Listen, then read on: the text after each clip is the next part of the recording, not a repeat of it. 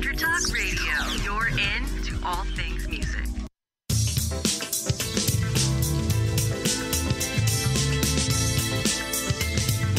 May the best brand win with Scott Robertson's Music Biz Marketing Strategies. Now, here's your host, Scott Robertson.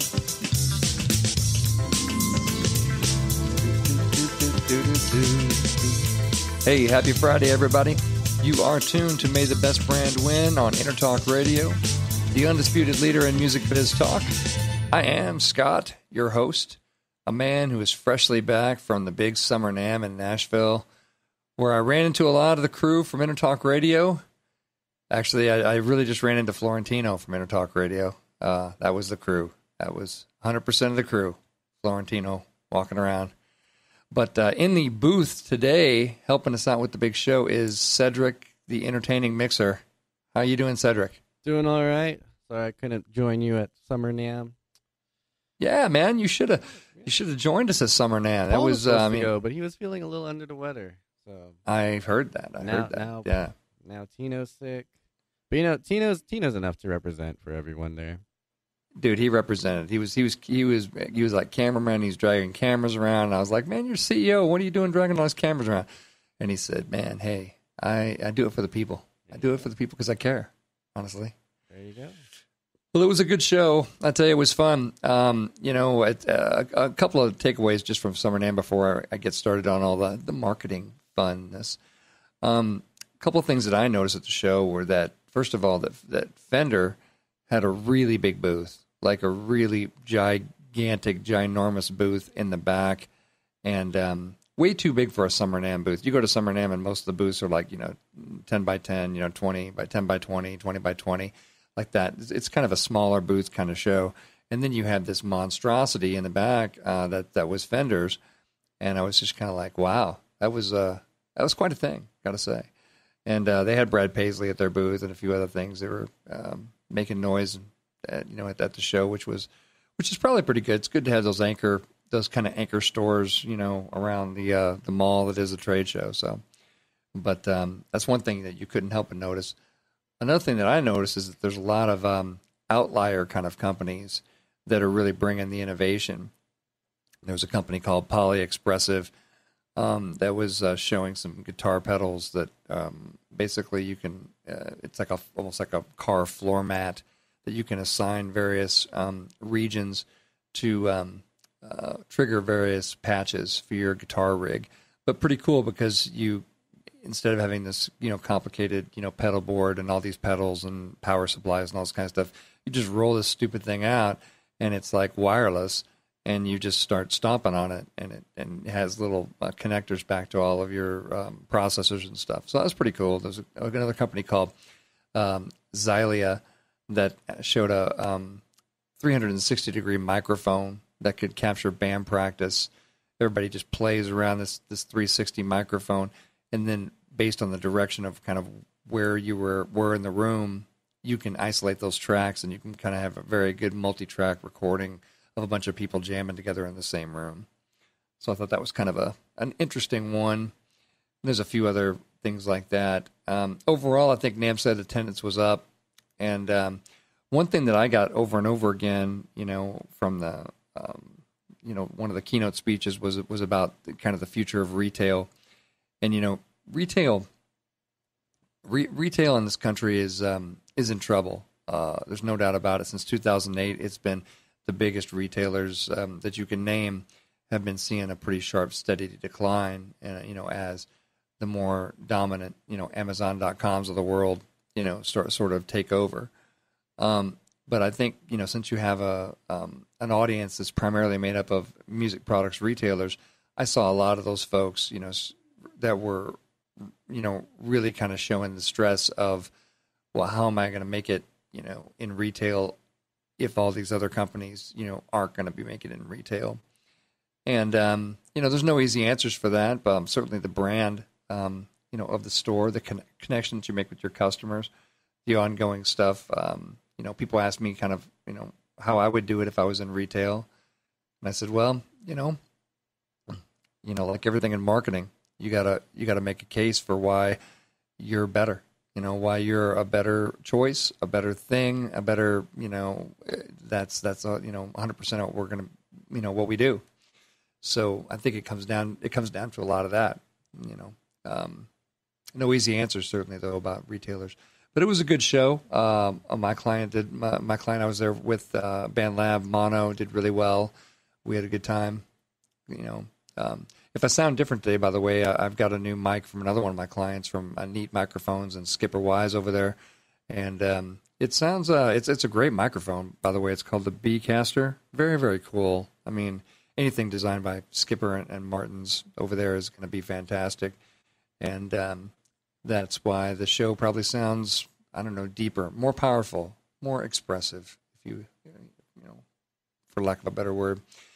Well, let's dig into the big show. If you have a question for me, you can always email me at scott@robertsoncom.com, and I will answer any of your stuff, as long as it's marketing related or trade show related or trade show marketing related right here on this show. And you can always find my posts, my client news clips, other tidbits, fun stuff at the Robertson Com Facebook page, which you just search Robertson Com on Facebook, and boom, there it is. Or Twitter at Robertson Com. You can follow us there. Reach out and connect. That's where I do a lot of my connecting, really. I do my best connecting on social media, I got to say. Or in a bar where my band's playing. So, today's show, which is episode 59 of the Big Bad Program, I call Crazy Sauce Marketing. And, maybe it was the heat and humidity of Nashville. Man, it was there. It was definitely so powerful. But marketing, to me, marketing is really pretty simple stuff. Yet so many marketing approaches really fail to deliver what the company needs. And that's just crazy. So we're going to find out kind of why that is. We're going to show you some crazy yet simple ways to run marketing programs. Of course, we're also going to dive into a fresh batch of who's winning and losing this week. As we pass the crazy sauce on this episode, it's going to be a heartfelt episode of May the Best Brand Win right here. So what is marketing really? Before we get into the craziness, you need to understand what it is. And what you need to understand also is that not many people agree on what it is. So that's going to be frustrating. If you're out there practicing marketing in a company, you're going to find a few definitions. But I saw this one recently. A friend flagged up to me from a Reader's Digest story that was called Promoting Issues and Ideas. And it does a pretty good job of illustrating what marketing really is. So here's what the story says. If the circus is coming to town and you paint a sign saying the circus is coming to town, that's advertising. If you paint the sign on the sides of an elephant and you walk it into town, that's promotion. If the elephant walks through the mayor's flower bed and the local paper prints a story about it, that's publicity. If you can get the mayor to laugh about it, that's public relations. If the town's citizens go to the circus and you show them the entertainment booths, explain how much fun they'll have spending money at the booths, answer their questions, and ultimately they spend a lot at the circus, that's called sales. And finally, if you dreamed all this up and you made it happen on purpose, that's marketing. The whole thing, the whole enchilada, the whole elephant walking through the flower bed, all that, that's marketing. I think that's a pretty good illustration. A lot of people will start to define marketing by sort of tactics. They'll say, well, or they'll get marketing and sales confused. Very important that, sales is very interpersonal. It's very one-on-one. It's very, question and answer. It's very, relationship driven. It's those kind of things. And it's about, getting kind of a short-term outcome going on. Really, that's what sales is. Marketing is this whole process, this whole dreaming up process, all the way from the dreaming it up, the research and everything, all the way through the execution of it. And one of the craziest things about marketing is that we don't all agree on one definition. People call a lot of things marketing. When I very first started my company, I went to a networking event, and a lady asked me what I did for a living, and I said, well, I'm in marketing. And she said, oh, so am I. So am I. And I said, oh, good. Oh, so, what, do you work from an agency or, advertising? What do you do? And she's like, yeah. She goes, well, I sell ads in this coupon book, and that's marketing. And I'm like, yeah, it is. It's not the same marketing as we're talking about, but for her, that was her definition of marketing. I run into a lot of people, and sometimes, and just depending on kind of your point of view of how you've experienced marketing before, that's usually how you'll experience it and how you'll explain it again. But if you ask people, what their definition is, you'll find a lot of different definitions, and usually more of a tactical definition. Marketing. Oh, well, that's us, going out to the market and sort of making a case for our product. Anyway, I thought that was, it's important to know that going in, because that way you won't, bang your head against the wall too much about the fact that there's no standard definition. Marketing guru Laura Lake says that marketing is the process of teaching consumers why they should choose your product or service over the competitors. That's a good definition. I mean, that's a pretty good, definition. Teaching consumers why they should choose your product or service over your competitors. A lot of that is more positioning than it is marketing. Don't forget marketing. So that's an outcome of marketing, right? But don't forget marketing includes a lot of things like distribution. Sort of the unsexy part of marketing, which is how are we getting this product to market? What's the price going to be? Did you know that pricing is in marketing? It's one of the P's. There's 4 P's in marketing. And one of the P's is pricing. And pricing is not sexy work, folks. It's not really exciting. You're sitting there and you're analyzing spreadsheets of what other competing products are selling at the marketplace. You're talking to people, and in the end, you're making a bit of an educated guess about what the market will bear and what's a fair price for your product. Or if you're in pharmaceuticals, but what is the most money that we can possibly extract from the consumer? And then after that, is there any way we could get any more money out of the consumer? They are not known for their ethics in pricing. But, my own definition of marketing is a little bit different than that, a little bit different than the circus, a little bit different than everything. My own definition, and I've said it many times on the show, is I believe that we are in the long-term relationship business. I believe that marketing is the process by which the organization, develops the relationships they're going to keep it in business. We want to keep people on that, instead of that sales funnel analogy where people kind of come in the top and they whittle down and whittle down and whittle down at the bottom. You get the people that are going to buy, right? I don't believe that's so. I think there may have been a time when that was so, but I don't think it was in my lifetime. I think where people are now is it's like a merry-go-round, a carousel. You want people to go round and round through the various points of the purchase process, but you want to keep them on your carousel. How do we keep them on there, spinning round and round, like the National Football League? National Football League doesn't care what you do, from February to July, they could care less. But they definitely want you back. They definitely want you back in the fall, and that's important. They know their business. They know when they're going to market. They know when to be quiet. They know when to go away. They know, they know what their place is, and they know that they want to keep you, happy, entertained, and coming back to the NFL, as just one sort of example of the brand carousel.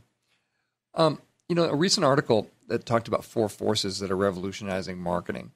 I thought it was pretty good. It came from a breakfast roundtable at Fortune's Brainstorm Tech Conference in Aspen, Colorado recently. And the 4 forces that were discussed were complexity, the fact that the clients are overwhelmed by lots of choices they have for reaching other people. It's this abundance of choice kind of thing. And you can definitely see that. How do you cut through it? And the more choices we keep adding, the more devices we keep creating that allow you to see content, the more the audience is sort of fragmented, the more complex it becomes. Speed of change, and I can definitely just speak to this from Summer NAMM. I remember the days in my career when we would go to a trade show, we'd meet with a bunch of editors, they would go back, they would write their stories. And then in the next issue, in a month or 2 months or 3 months, we would see kind of the fruits of that labor. Well, the speed of change now, the speed that we see that coming out is at the show, stories are breaking. Right before the shows, we're breaking news. The meetings that we're having, at the booth, stuff is being live streamed and shot, instantly. So, and sometimes that's really good because we're sort of creating that instant gratification, for the audience and certainly for the client, where you don't have to wait for it. But you need to know how to play in it too. You need to know about that speed. Another force that's going to revolutionize marketing, or it is revolutionizing marketing, is artificial intelligence.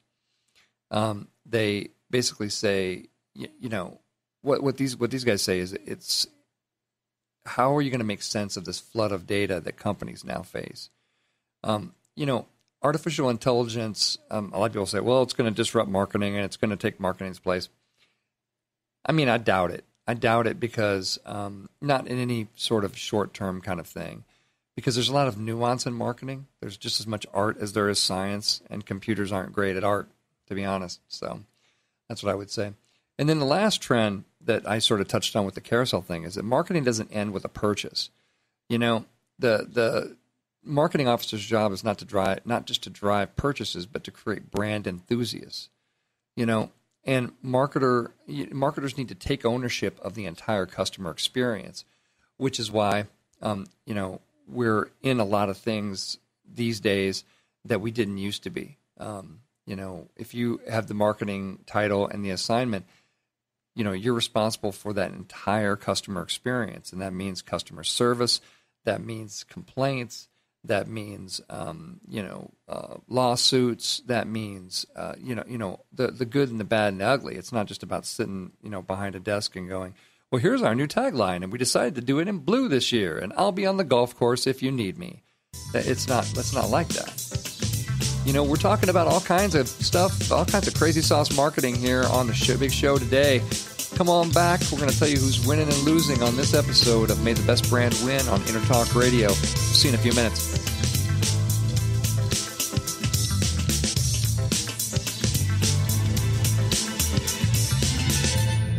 Are you serious about your music? Are you ready to run with the big dogs? The experts at Pitbull Audio have the gear to get you into the game. From leading manufacturers like Mesa Boogie, Fender, Pioneer, and American Audio. To sound your best, you need the best. Pitbull Audio can deliver in rehearsal, on stage, and into the big time. Dropping beats, shredding guitar, or making the crowd roar. Whatever you dream, Pitbull Audio can help make it happen. We are Pitbull Audio. We want you to play it loud. PitbullAudio.com. This is Jackie Bertoni from Jackie's Groove. Come join me weekly on my journey through the music business as I take you behind the velvet rope, interviewing industry notables such as Al DiMeola, Michael McDonald, and Al Jarreau, to name but a few. Listen to their stories on being in the studios recording #1 hits and onto the stages throughout the globe. Allow me to be your music historian. You can hear me live every Monday at 2 p.m. and every Wednesday at 12 noon Pacific Standard Time or 24/7 on jackiesgroove.com. Ready to get your groove on? Hi, I'm Tim Dolbear, the host of Sound Experience on Entertalk Radio. Each week, I talk with top professional audio engineers, producers, musicians, and the manufacturers that make the tools that we use in the studio each and every day. From capturing the perfect take to mastering your final release, and the tools and how the pros use them, we are going to dive deep into their process and learn from their experience. I look forward to you joining us each week on Sound Experience with me, your host, Tim Dolbear. The Moyer Entertainment Group in conjunction with Ableton, Taylor Guitars, and TRX Cymbals, is keeping music in our local schools and presenting local talent to the world through the Temecula Valley Music Awards. Submissions for entry into the TVMA 2017 season are now open in all genres, including a youth category for artists under 18 for the October 7th Star-Studded Awards Show, where 100% of the proceeds go towards supporting local music education in the Temecula Valley. Details, tvmawards.org.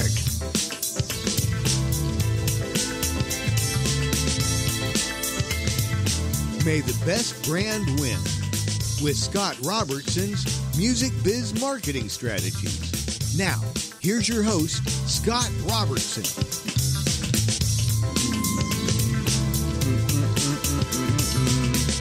Happy Friday, everybody. You are so smart because you are back with May the Best Brand Win on Entertalk Radio, the undisputed leader in music biz talk. I am Scott, your host. We're talking about crazy sauce marketing today. Cedric is a crazy man in the booth today. How's it going, Cedric? It's going all right. Yeah? What are you guys up to today? The higher-ups have some secret meeting or something. Secret meeting. I don't know. I love a good secret meeting. I love it. It's exciting. I just run the shows, make sure someone's on the ship, making sure it doesn't hit anything. There you go. Someone's got to do it. You're on the, as the kids say, you're on the ones and twos. Yep. The threes, the fours, whatever you need. Well, good. Should we get into who's winning and losing this week? So, man, what? First of all, got to kick things off with some. We're all losing, and the fact that we lost Linkin Park singer Chester Bennington yesterday, who committed suicide by hanging himself, and it's terrible. Linkin Park's such a fantastic band, and it's just there just almost aren't words when you lose somebody like that you've heard their music, it means a great deal to you, and then you just what a huge loss to the world. Too many of those kind of stories. And if I may interject, Scott. Yeah, please. Because, we've lost so many legends these past, 2 or 3 years, right? So true, yeah. But for me, I guess I'm considered a millennial. I'm only 23. This is the one that, hit me the most, only because, everyone else, even up until Chris Cornell is a little older than my music, Sure. But Linkin Park was the first one where, I was in middle school. That's around the time where you start to get, aware of music, I'm starting to become aware of what songs are playing in the radio, and Lincoln Chester passing away. This is the first guy that was in my generation. This is my music. It's not my parents' music anymore. Yeah, that's true. And just and so many great songs. You listen to all their albums. There's just almost no throwaway songs on a Linkin Park album. Nope. They're just it's such a talented band, and Chester was such a talented vocalist and songwriter and artist, and definitely a big hole in the music world left with Chester's passing, and it's terrible, the way that he passed as well. Obviously, suicide by hanging and everything is just it's terrible. So I hate to start things off like that, but I definitely wanted to pay my respects and tribute to Linkin Park's Chester Bennington. He definitely will be missed. Winning is, there's a small company that replied to an angry client, and they made a lot of noise when they did it. A company called Liberty Bottle Works, a company that employs veterans to manufacture custom water bottles, and they got a furious customer that was upset and posted a message to Facebook after she had trouble contacting the company over the Thanksgiving holiday. And, in all caps, the customer's like, don't do business with this company if you want it handled right. They wait a week to let you know they lost your payment, blah, blah, blah. Forget about this company's blah, blah, blah. But then Ryan Clark, the Liberty's co-founder, jumped into the fray there. And I like what he said a lot. He basically said, he said, I normally don't hop into Facebook rants, but this one needed addressing. He said, first of all, Ms., blank name removed, Thank you for your order and your desire to support American companies, job creation, green manufacturing, and hiring of vets. We did receive your numerous voicemails and emails. The buck stops with me. This will, I am sure, upset you, but my customer service team will not be helping you on the weekends. Your voicemail stated, it's the holidays, you should be working, and your email said, instead of doing my Christmas cards, enjoying the holiday spirit, I'm dealing with this. Perhaps you need to spend a bit more time embracing the holiday spirit. You see, my employees were home with their families, doing their cards, baking cookies, family first, product second. If you want immediate service on a Saturday, try supporting your local retail establishments, such as Bill and Paul's, Sport House, and he lists a couple of those. Then he says, as to your original complaint, we emailed you 24 hours and, can turn in. Basically, he said, he goes through this whole thing and he says, I'm sorry you're upset. I will gladly give you your money back, but I'm not sorry that our employees were enjoying the holidays. That right is not exclusive to you. I love what the CEO said back to the customer. I know that people say, the customer's always right. The customer's right. Sometimes the customer's an asshole, and sometimes, you can stand up for your brand in a very, very powerful way by just kind of being real and being the real thing. And I applaud this guy. I absolutely applaud. This is the kind of modern communications that we need. You kind of strip out the bullshit and you, just you tell people what's on your mind. And he's been, instead of saying, I'm really sorry, and our employees should have been working, this kind of thing. He's like, no, we made this decision. We decided that we were not going to be working on Thanksgiving, and if it pisses you off, then you can wait a couple of days. I'm sorry, but our employees are going to, enjoy the holidays. I like it.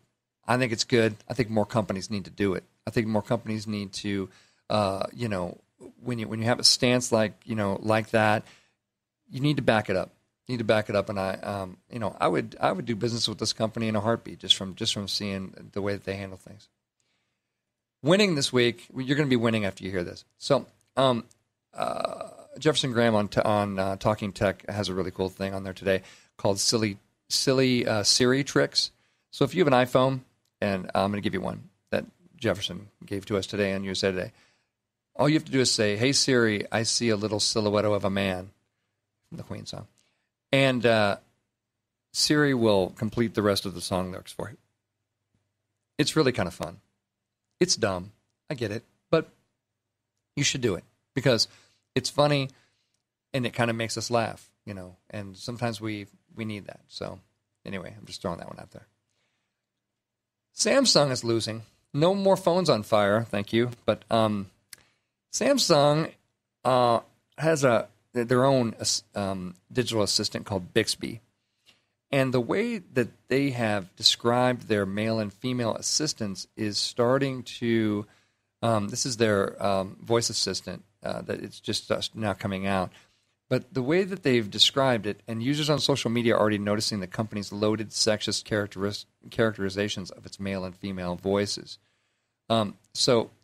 Inside Bixby's language and speaking style menu, Samsung describes its female voice as #chipper, #clear, #cheerful. And the male voice is #assertive, #confident, #clear.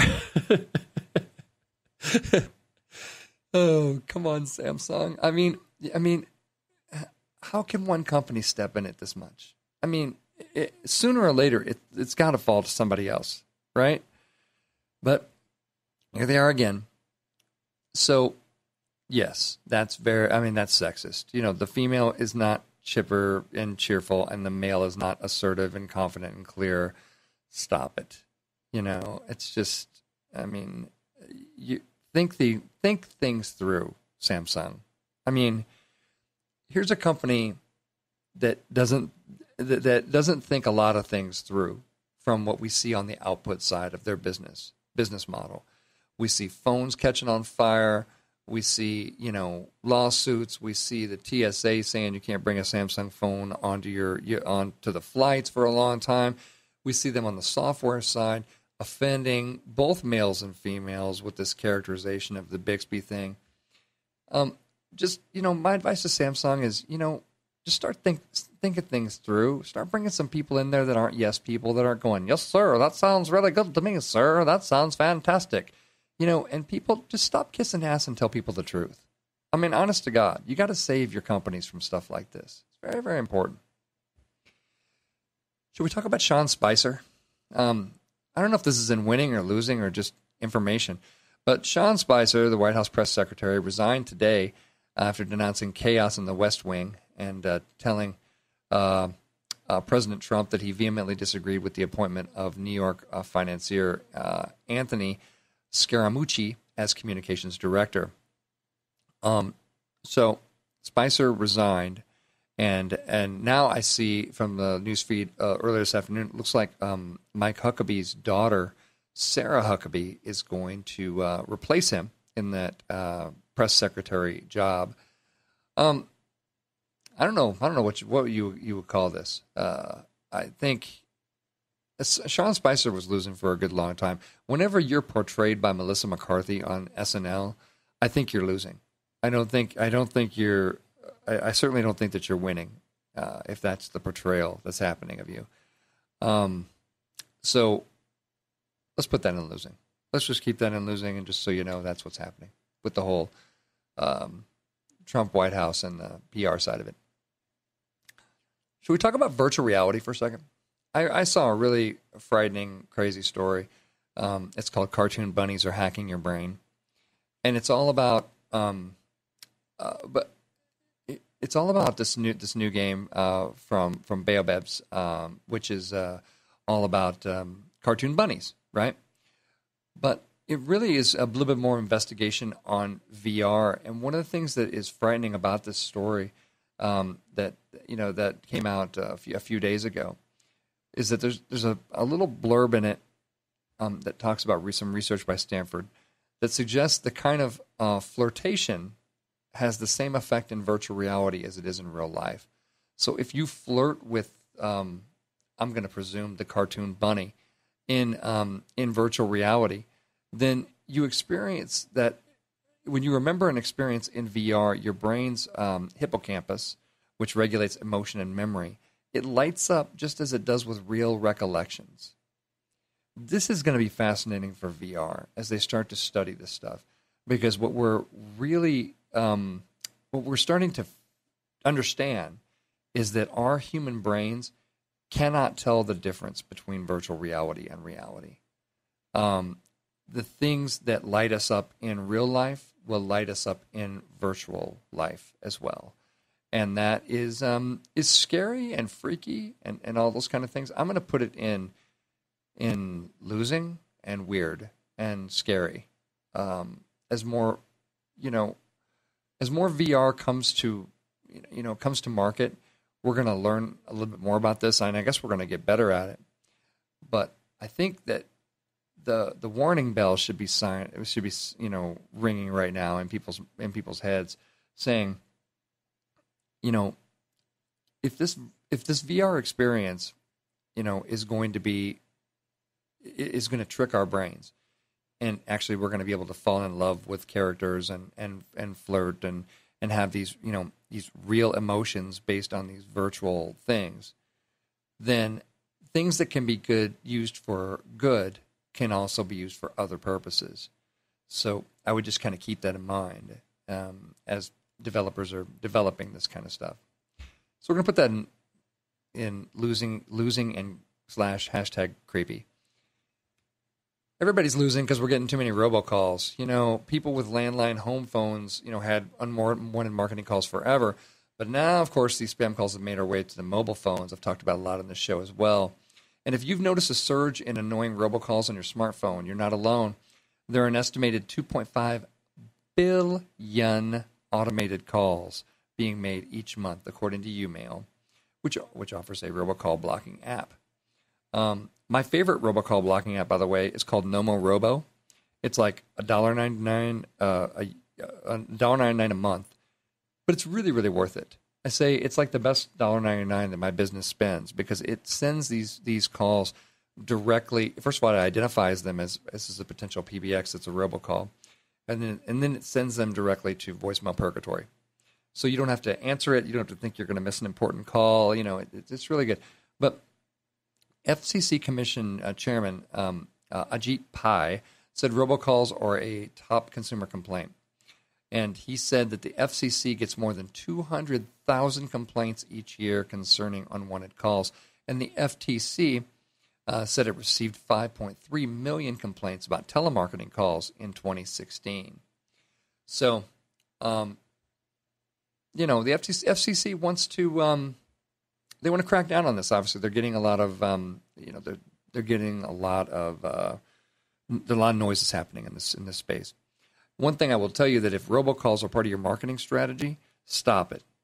You should stop it for a lot of reasons. It denigrates your brand. It's terrible. It's awful. Stop it. Whatever you are as a person, you need to stop it. Turn around the other direction. Look yourself in the mirror and stop being such a problem to humanity. Okay? That's what I'm talking about. SurveyMonkey, good old SurveyMonkey, used it back in the day. They are rebranding. We'll put it in winning. They are rebranding to highlight the power of data to drive curiosity. They're basing their new brand around curiosity, and their new positioning is to help companies power the curious, and their previous tagline was help make great decisions. I like this because, as you know, I'm a fan of emotional branding, and I think attaching the brand to something emotional like curiosity can be really, really powerful. Surprise and curiosity and those kind of things are very, very powerful emotions. If you can evoke those in your brand and those kind of things, you're going to have a lot better luck than help make great decisions. It's like, your mom helps you make great decisions. You call your dad and maybe he'll help you make great decisions. There's a lot of things that help you make great decisions. But power the curious opens up a lot of stuff. I dig that. I put that in winning. And by the way, if you can't identify the emotion that your brand is trying to evoke, you should stop it and you should turn around and figure out how to get some emotion in your branding. I do that kind of work for people all the time. It's fun. Net neutrality, a record 9 million comments flooded the FCC recently about net neutrality. And I saw recently that Verizon was cited for violating net neutrality and throttling people's speeds, which you're not supposed to be able to do under net neutrality rules. But here's what you got to say. That's impressive. If you can get 9 million people, if you can motivate 9 million people to, contact the FCC on this issue, then I think that's a really good thing. And I put that strongly in winning. I'm hoping that they don't undo the rules on net neutrality, because when they do, your big companies like AT&T and Verizon are going to do just what they did. They're going to throttle things. They're going to find ways to create sort of a fast lane on the highway for people who are going to pay more money, and they're going to find a middle lane. And the internet is supposed to be this sort of, ubiquitous kind of thing that is available to everybody and is everywhere and nowhere kind of thing at the same time. And so, and plus, it's a really important part of our lives. So anyway, kudos and winning for all the people who flooded the FCC on the net neutrality stuff. Man, and that's who's winning and losing this week on May the Best Brand Win on Entertalk Radio, the undisputed leader in music biz talk. Come on back. I am going to give you my list of crazy marketing tips. See ya.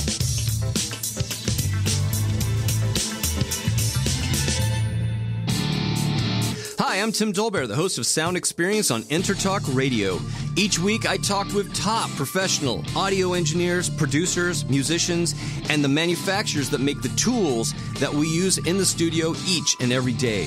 From capturing the perfect take to mastering your final release, and the tools and how the pros use them, we are going to dive deep into their process and learn from their experience. I look forward to you joining us each week on Sound Experience with me, your host, Tim Dolbear. Are you serious about your music? Are you ready to run with the big dogs? The experts at Pitbull Audio have the gear to get you into the game. From leading manufacturers like Mesa Boogie, Fender, Pioneer, and American Audio. To sound your best, you need the best. Pitbull Audio can deliver in rehearsal, on stage, and into the big time.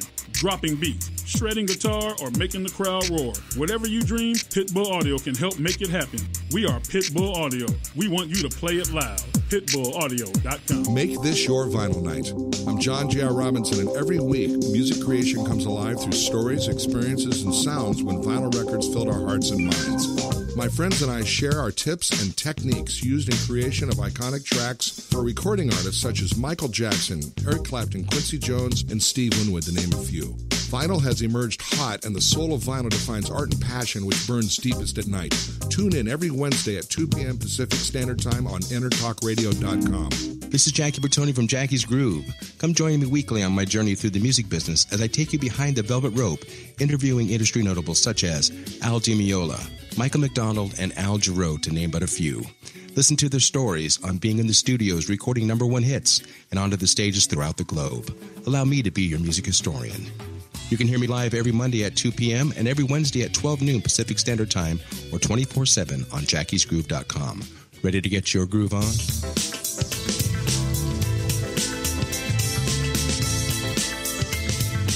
May the best brand win with Scott Robertson's Music Biz Marketing Strategies. Now, here's your host, Scott Robertson.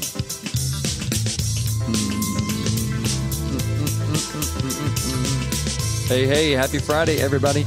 You are back for segment 3, which is the third segment of each show on May the Best Brand Win on Entertalk Radio, the undisputed leader in music biz talk. I am still Scott, still hanging with Cedric the Mixer. Cedric, listen to what did you like about, who'd you like winning and losing this time around? I like that one company that just called him out, you know? Agreed, man. I mean, I read something where, I guess back then, you know how, like, if you really wanted to make a scene about how bad a company is, you would, like, be like, oh, like, you would at the store be like, get me your manager, blah, blah, blah, blah, you know? Yeah, exactly, Yeah, exactly. And nowadays, that's a little less because of social media, but, man, the social media really kick it. And I think it's going both ways now, too, you know? You know, I think business's default is, let's apologize.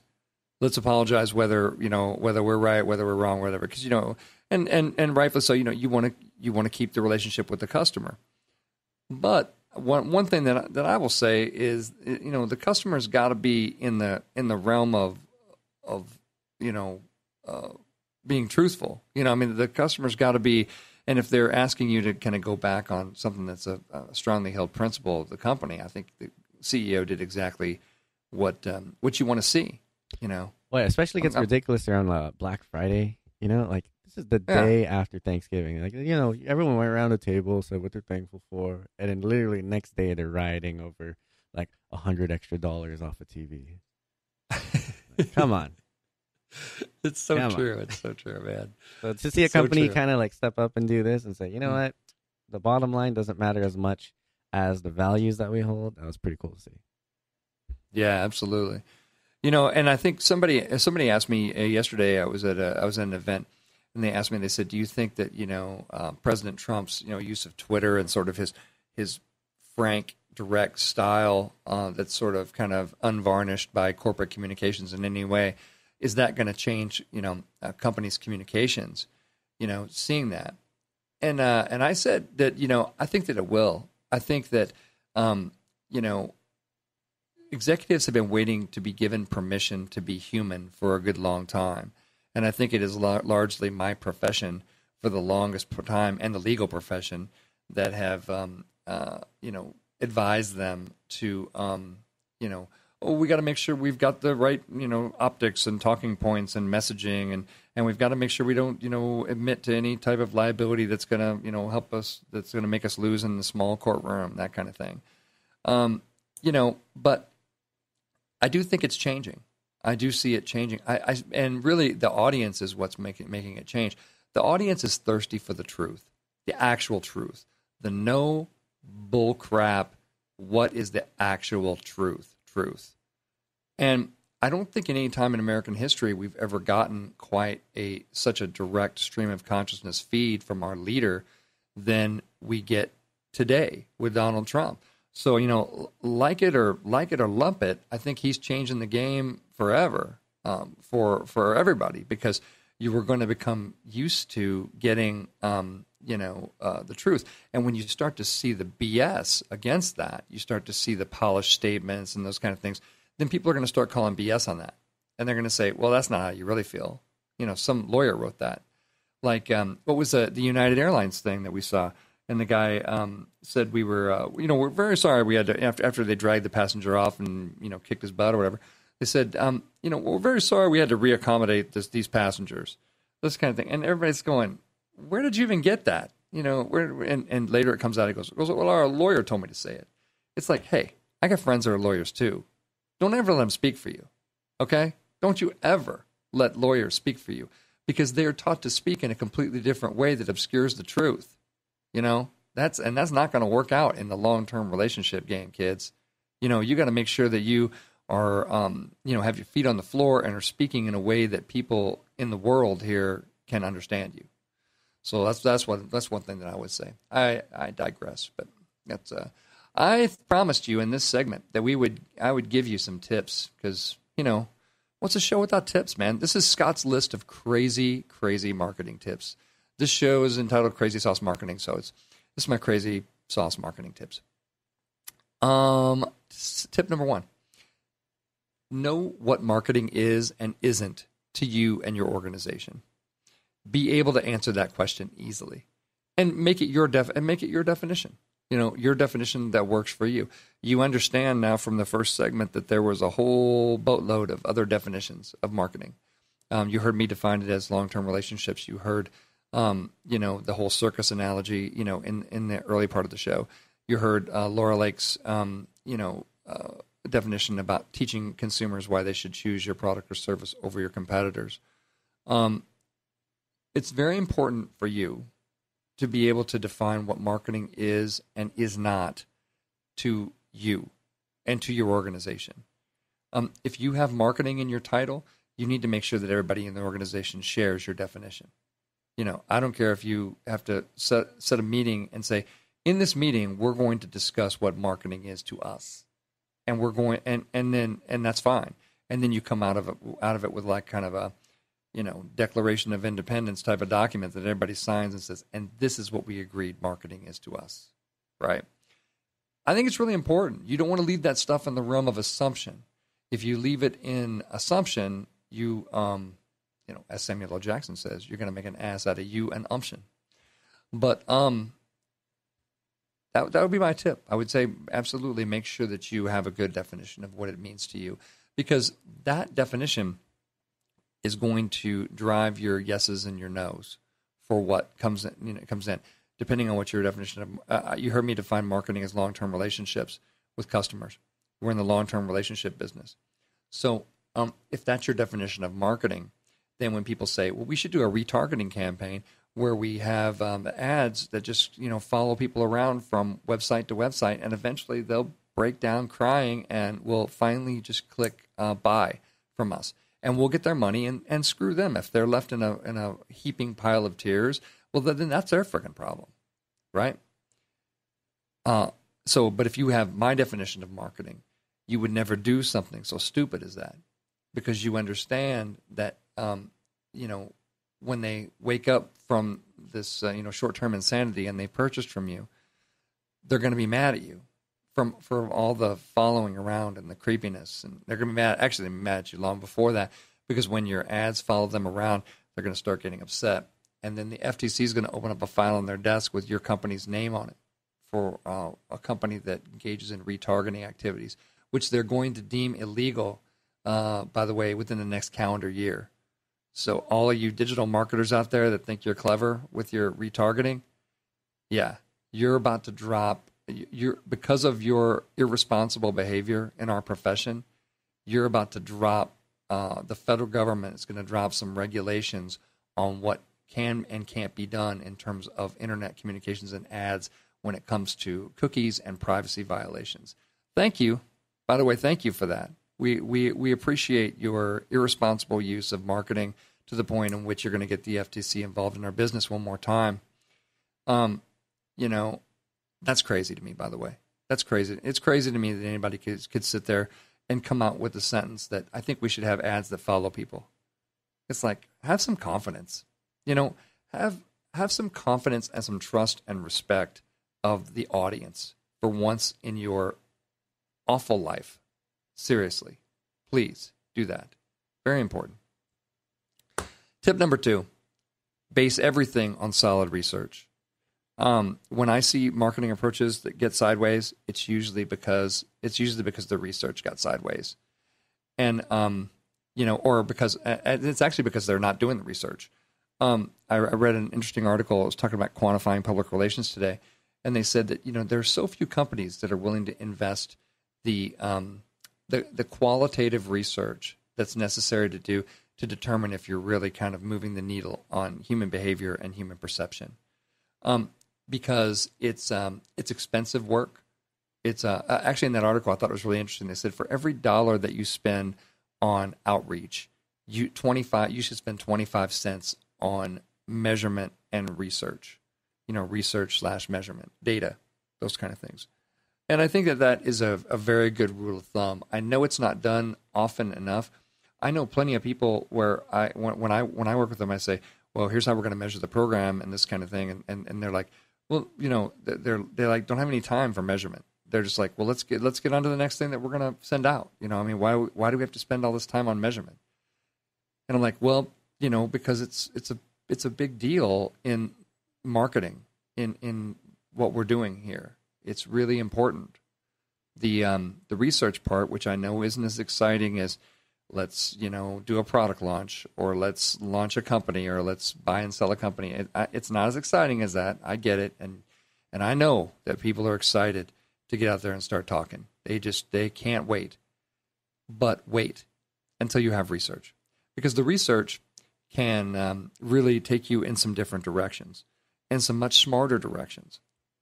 Much smarter directions. And I know, I know it sounds crazy that you would do research, before and after a communications campaign. But when you do, you're going to be more intelligent. You're going to understand what your stimulus did to the, people that you inflicted it upon. And you're going to understand how they felt about it. I went to a panel last night on artificial intelligence, and they were talking about marketing and artificial intelligence. And they said that sometimes the predictive factors are things that you cannot, that you can't predict. There was a guy there from Hawk Media, and he talked about how they use artificial intelligence. And it was a little creepy, I'll give it to you. But he basically said that they analyzed a whole bunch of, just like terabytes of Facebook data, Facebook-like data. And from the Facebook-like data, they could create a predictive model that said that if these people, liked this, and this, and then there was one, there's always one factor that is a greater predictor than others. And this one was the fact that everybody apparently liked Starbucks. And it had nothing to do with the product that they were selling. By the way, it was some kind of apparel or something. And I thought that was really interesting. But the data, which was sort of, pattern data that they were able to kind of analyze and break through with, machine language and sort of artificial intelligence rules, that kind of stuff. I thought that was kind of fascinating because, it would have been hard to pick up on that. But then they understand that when they serve their message up to those people who also liked Starbucks, that they got a better response and, a closer response to purchasing than they would have got otherwise. So again, tip number 2, base everything on research. Number 3, create a powerful emotional brand center for your story and make sure you're pushing everything through that. I talk about this a lot. It is, I know it's crazy, but knowing your center, knowing where your brand comes from. We talked about SurveyMonkey and how they shifted from, power to make great decisions. There's no emotion there. Nobody cares about making great decisions. Nobody makes great decisions. Nobody can prove it was a great decision anyway.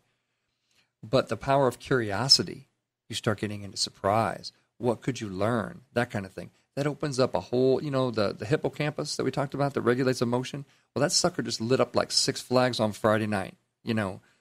That's what you want. Powerful, emotional brand center for your story. If you don't have this, if you have people in your organization that don't want this, call me. I am a black belt at pulling emotion out of things and showing people where the emotional brand center is. Once you know that, by the way, you have such a wider palette to paint with in the future. It's going to be so much more powerful for you. Do that. I know it's crazy. I'm just saying. Crazy tip number 4, create a marketing plan. So many companies that I see don't have a plan. I ask them what the plan is. Well, we're doing this and we're doing this. It's not a plan. That's not a plan. A plan is a situation analysis with goals and strategies and tactics and measurement. And, just like you would have if you were a military operation and you're like, this is the plan that we're going to do. We're going to overtake this country. This is how we're going to allocate the resources, how we're going to do it. Have a plan. Nobody goes into war without a plan. Oh, I thought we would just, drive our troops right up there and just, crap, let's just see what happens. Let's just whip out some guns and start shooting and see what, what's the worst that could happen? Death. Death is the worst that could happen. Lots of death. Lots of death.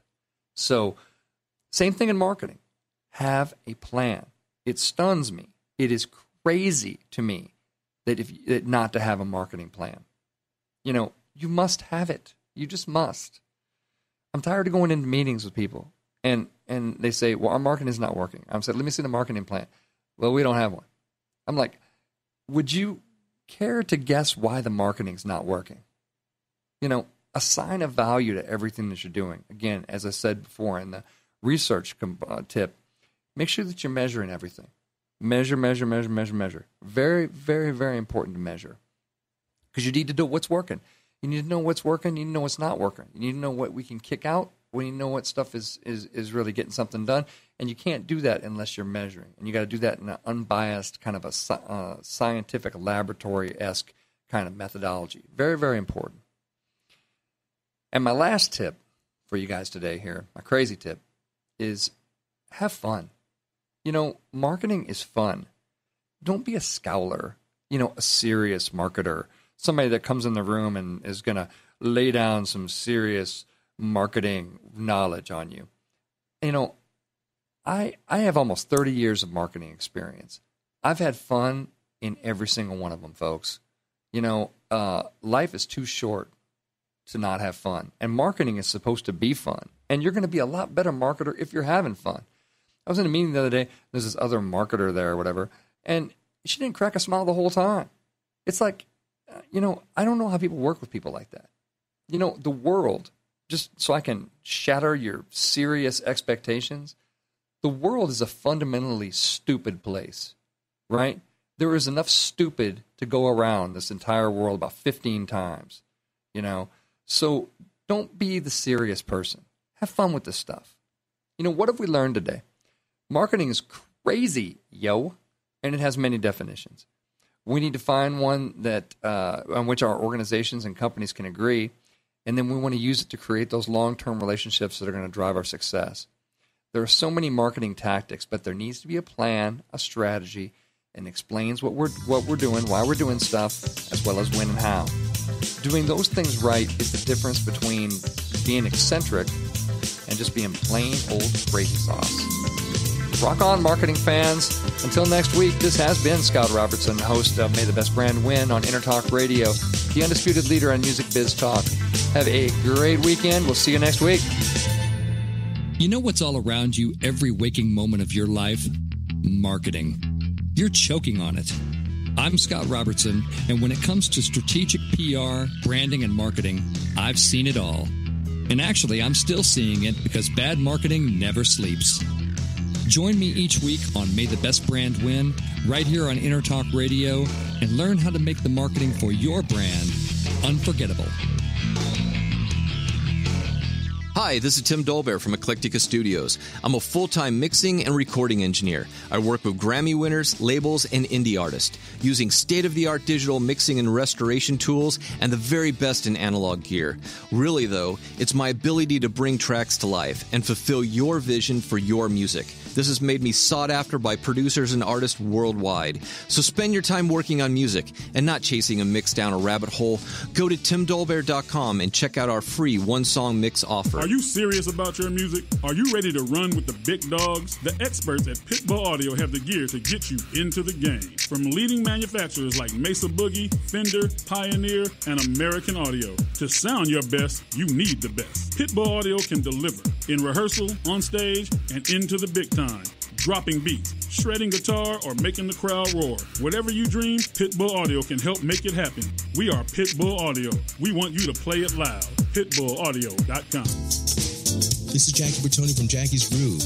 Come join me weekly on my journey through the music business as I take you behind the velvet rope, interviewing industry notables such as Al DiMeola, Michael McDonald, and Al Jarreau, to name but a few. Listen to their stories on being in the studios recording #1 hits and onto the stages throughout the globe.